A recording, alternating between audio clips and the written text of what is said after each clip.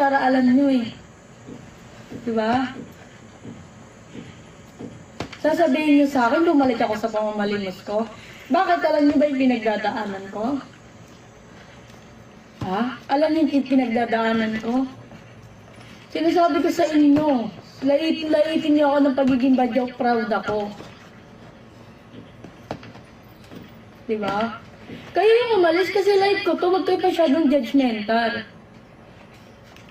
Sasabihin niyo, babalik ako sa pamamalimos dahil badyaw naman talaga ako? Ha? Badyaw naman talaga ako? Hindi ako nahiya na naging badyaw ako, mas lalo akong proud.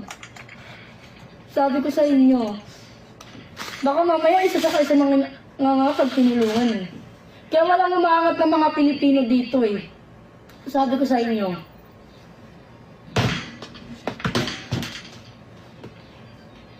Yes,